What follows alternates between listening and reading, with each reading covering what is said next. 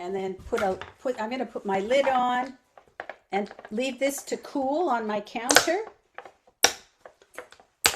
And then when it's ready, when it's cool, I'm going to put it in the fridge overnight to make pickles. Pickled watermelon rind. All right, now, shall we do the bacon and then we'll finish off? I don't think I need this anymore. So let me move this to the side.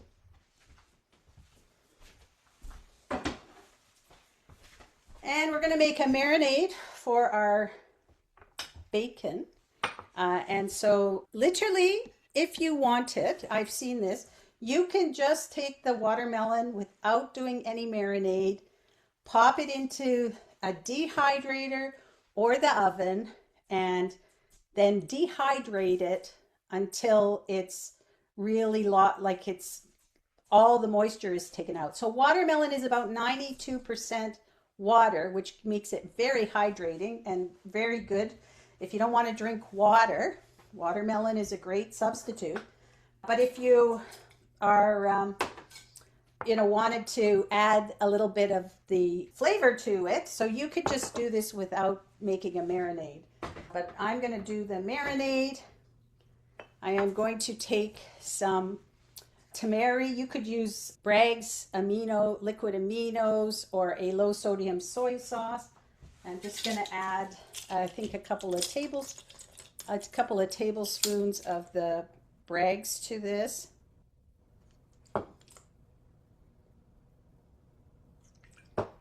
And about a tablespoon of honey. You could put some honey in this, but I'm not going to. It makes it sticky, the honey, or not honey, a little bit of maple syrup. If you want like the maple bacon flavor, you could put that in. It definitely makes it stickier. So you could put a little bit of that in. This is optional, I have some liquid smoke. So I'm going to add just a touch of this. This stuff is pretty potent, but it gives that smokiness. So I'm just going to add a little bit of that to it. But I've got about a quarter teaspoon. And this is something you might want to play around with and get what you want. And then I'm just going to add a little bit of smoked paprika. There's my smoked paprika. So about a teaspoon of the smoked paprika. I'm just going to eyeball it with my hand. And the same thing, a little bit of onion. Where did I put my onion powder? I didn't bring it out.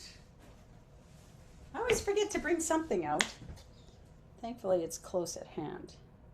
All right, add this in. There we have a little bit of flavoring. You could add a little bit of pepper to that if you wanted. Like I said, you could add a touch of maple syrup to it, make a maple bacon. And then just stir that up. And where did we put, where did I put the bacon? Okay, I think I'm going crazy. Seriously. Helene, where did I put my bacon? No clue. I don't eat bacon, so no clue. Is it real bacon? There No. it is. No. This is my watermelon strips. Oh my gosh, I forgot where I put it. It's not real bacon, it's water. No, this is my fake, I guess, fake bacon. I want to say if you're making this stuff and you expect it to taste exactly like bacon, you'll probably be disappointed. I always say, these things are fun and nice to do, but just enjoy food for the flavors that you get in the food and not expect them to be exactly like something else. So I'm just kind of moving it around so they all get a little bit of the marinade on them on both sides. I could fill this up if I wanted. And then I'm going to let this marinate for at least an hour. I'm just leaving it out on the counter. And I'll let that marinate. And the next step is to cook it. Let me put this to the side. So what you want to do is dehydrate the watermelon. And there's 3 ways that I'll offer, 4 ways I'll offer you. Number one, you could have a dehydrator. Now I have, this is the Excalibur food dehydrator. From my understanding, at least when I bought this 6 years ago, this is like the Cadillac of dehydrators. So if you are serious about doing raw food cooking and using a dehydrator, this is like the Excalibur is the one to get. If you are not really serious, you can buy like a cheap models of it, or you could try. So my air fryer is also, it's the Ninja Foodie, and it does like baking and air frying. It actually does dehydrating as well, and so you could use that. And the other one is just put it in the oven on your lowest temperature. And then what I did is I did it 3 ways. I popped the oven mitt in the, just to open the oven a little crack. The thing is, it takes a long time to dehydrate.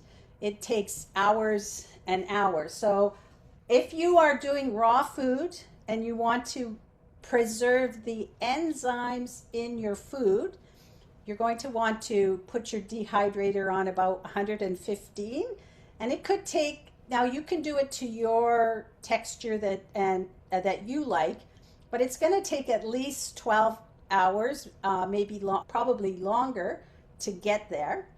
If you do it in the oven, the same thing. It's going to take a while for you to get there. And I did use my Foodie, and it was on 150 degrees. So if you're not concerned about the raw food and keeping the enzymes, you can move your dehydrator up to about 135, and that will get it dehydrated a bit quicker. I used my Foodie, and I don't have it here to show you because it's a big heavy thing.